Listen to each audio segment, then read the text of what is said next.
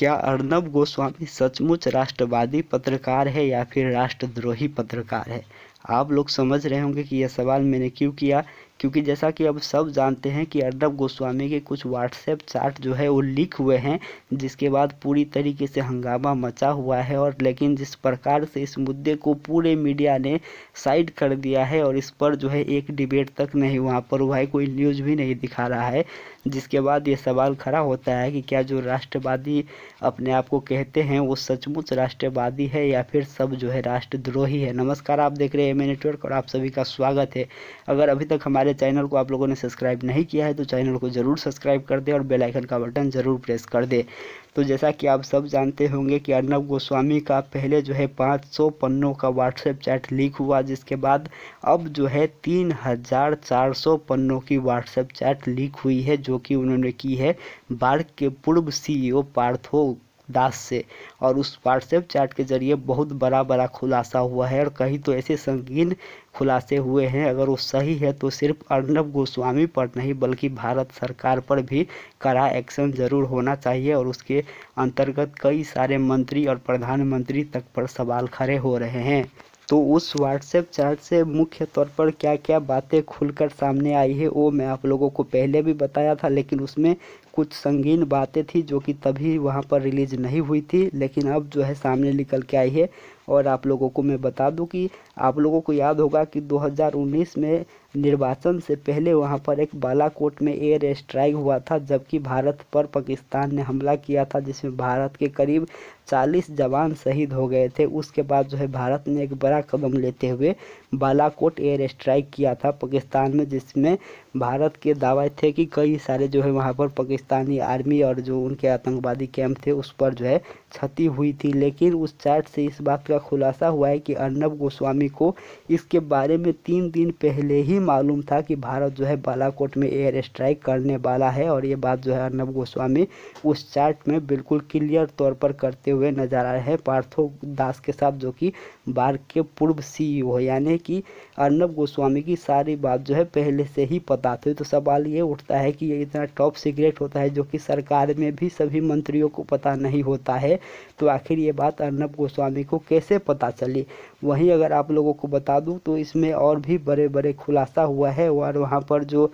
अर्नब गोस्वामी है वे कहते हुए नजर आ रहे हैं कि जहां पर ये बालाकोट एयर स्ट्राइक हुआ था उसमें जो है दूसरे चैनल से 20 मिनट पहले ही वहां पर रिपब्लिक टीवी ने रिपोर्ट दिखाना शुरू कर दिया था। यानी कि जो वहां पर स्ट्राइक हुआ था उससे पहले ही अर्नब गोस्वामी को पूरी जानकारी थी और इसीलिए उन्होंने 20 क्रू मेंबर को जो है अपने टीवी रिपोर्टर को पहले से ही वहां पर भेज दिया था। ये बात भी कहते हुए उसमें नजर आ रहे हैं। यानी कि अर्नब गोस्वामी की पूरी डिटेल्स जो है मालूम था और उसी प्रकार से रिपब्लिक टीवी ने अपने 20 क्रू मेंबर को पहले ही वहां पर भेज के रखे थे और दूसरे टीवी चैनल के मुकाबले 20 मिनट पहले ही वहां पर जो है उन्होंने कवरेज शुरू कर दिया। ये अर्नब गोस्वामी उसमें कहते हुए नजर आ रहे हैं। और वहां पर कहते हैं अर्नब गोस्वामी कि जो 40 जवान भारत के शहीद हुए हैं उस पर कहीं ना कहीं उन लोगों ने कामयाबी पाई। और ये अपने आप में बहुत ही बड़ा शर्म की बात कह सकते हैं कि जब वहाँ पर 40 जवान शहीद हो गए हैं और वहाँ पर अर्नब गोस्वामी कहते हुए नजर आ रहे हैं उस चैट में कि वी आर विन। सिर्फ इतना ही नहीं, उस व्हाट्सएप चैट के जरिए ये भी सामने निकल के आ रहा है कि किस तरीके से अर्नब गोस्वामी वहाँ पर पार्थो दास को बता रहे हैं कि वहाँ पर पूरी सेटिंग मिली हुई है और पूरे सरकार के जो मंत्री है वो उनके साथ है। और उस व्हाट्सएप चैट में वो कहते हुए नजर आ रहे हैं कि all are minister with us, यानी कि जितने भी मंत्री है वो हमारे साथ है। और इतना ही नहीं, उस व्हाट्सएप चैट के जरिए एक बात और खुल कर के सामने आई है जो आरोप मुंबई पुलिस ने भी लगाई थी कि जो रिपब्लिक टीवी है उसके खिलाफ एक जो है शिकायत वहां पर बार्क में दर्ज हुई थी, लेकिन उस समय वहां पर बार्क के सीईओ थे पार्थो घोष, जिन्होंने इस मामले को दबा दिया क्योंकि अर्नब गोस्वामी को इस बात के बारे में पार्थो घोष ने बताया था कि रिपब्लिक टीवी के खिलाफ एक वहां पर जो है कंप्लेन आई है। तो वहां पर अर्नब गोस्वामी ये कहते हुए नजर आए हैं कि राज्यवर्धन राठौड़ जो कि उस समय के मंत्री थे वो हमारे साथ है और इस केस को जो है वहाँ पर दबा दो। और उसी तरीके से काम भी वहाँ पर हुआ था और बार्क ने उस केस को दबा दिया था, जिसके बारे में मुंबई पुलिस ने कुछ ही दिन पहले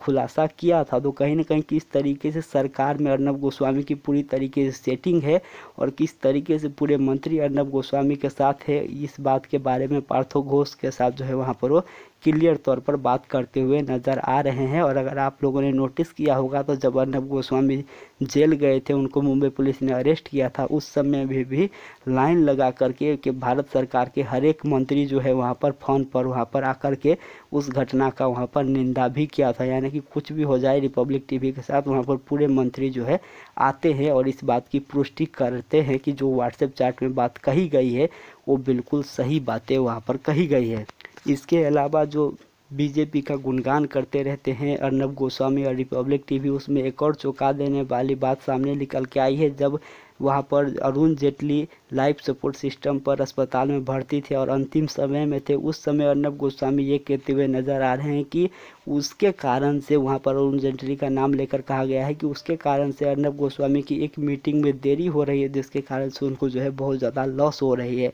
और कहीं ना कहीं उसे पार्थो घोष कहते हैं क्या वो अभी तक जिंदा है, जिस पर अर्नब गोस्वामी वहाँ पर कुछ नहीं बोलते हैं। यानी कि जो बीजेपी करते रहते हैं उसके नेता के बारे में इस तरीके की सोच वहाँ पर अर्नब गोस्वामी और उनके जो दोस्त है बार के पूर्व सीईओ पार्थो दास, उनकी वहाँ पर क्लियर होते हुए नज़र आ रही है। वहीं इसके अलावा एक और बड़ी चीज़ सामने निकल के आई है, वो है कि जब भारत सरकार ने एक प्रस्ताव लाया था कि जो टीआरपी नापने के लिए अभी जो प्रक्रिया है उसको थोड़ी सी मॉडर्नाइज करते हुए जितने भी सेटअप बॉक्स होते हैं उसमें ही क्लिप लगा दिया जाए, तब पार्थो घोष से वहाँ पर अर्नब गोस्वामी ये सलाह लेते हुए नजर आते हैं कि ऐसे कौन से 3 कारण मैं बताऊं जिससे भारत सरकार के वहाँ पर नाम दिया गया है एएस। यानी कि इससे अंदाज़ा लगाया जा सकता है कि भारत सरकार में एएस कौन है, यानी कि अमित शाह। उनको जो है कन्विंस किया जा सके कि जो ये नया प्रावधान है वो गलत है, उसको ना लाया जाए। तो इस तरीके की बात भी वहाँ पर होते हुए नज़र आ रहे हैं। लेकिन इसमें जो सबसे बड़ी बात है वो है देश की बात, जो कि वहाँ पर बालाकोट में एयर स्ट्राइक होने वाले थे वो उनको कैसे पहले पता चल गया, इस पर जो है कहीं ना कहीं बड़ी जांच की ज़रूरत है। और ये बात अगर सही है तो इसमें सिर्फ अर्नब गोस्वामी नहीं बल्कि भारत सरकार पर भी इस मामले में कार्रवाई होने की वहाँ पर जो है गुंजाइश नज़र आती है। साथ ही साथ जो अर्नब गोस्वामी एक बात और करते हुए इसमें नज़र आ रहे हैं कि जब ये भारत में वहाँ पर जम्मू कश्मीर से धारा 370 हटाई गई थी, 35 से हटाई गई थी, तो उससे 3 दिन पहले ही उनको मालूम था कि ऐसा होने वाला है। और इस जो धारा 370 और 35 से हटाया गया उससे 2 दिन पहले ही अर्नब गोस्वामी को जो है अजीत डोभाल के साथ वहाँ पर मीटिंग हुई थी, उनसे भेंटघाट हुई थी, जहाँ पर अजीत डोभाल ने पूरे प्लान को एक्सप्लेन किया था। इसके बारे में भी अर्नब गोस्वामी वहाँ पर कहते हुए नज़र आ रहे हैं। और ये होने से पहले ही अर्नब गोस्वामी ने जम्मू कश्मीर में भी अपना टीम तैनात कर दिया था और ग्राउंड रिपोर्टिंग कर रहे थे बाकी चैनलों से पहले। और इस बात पर भी अर्नब गोस्वामी जो है अपने आप की तारीफ करते हुए उस व्हाट्सएप चैट में नज़र आ रहे हैं। तो यानी कि अर्नब गोस्वामी की मुसीबत ज़रूर बढ़ने वाली है इस व्हाट्सएप चैट के लीक होने के बाद। तो देखना होगा कि अब अदालत इस पर क्या फैसला सुनाती है, क्योंकि मुंबई पुलिस ने ये पूरे व्हाट्सएप चैट जो है अदालत में वहाँ पर सबमिट कर दिया है। और खबर यही कि अदालत में जब मुंबई पुलिस ने इस बात को सबमिट किया, ये पूरे व्हाट्सएप चैट जो है सबमिट किया, वहीं से जो है लीक हुई है, इस तरीके की बात भी सामने निकल के आ रही है। लेकिन एक बात ज़रूर है कि इस केस में अर्नब गोस्वामी को बहुत कुछ हो जाएगा, इसकी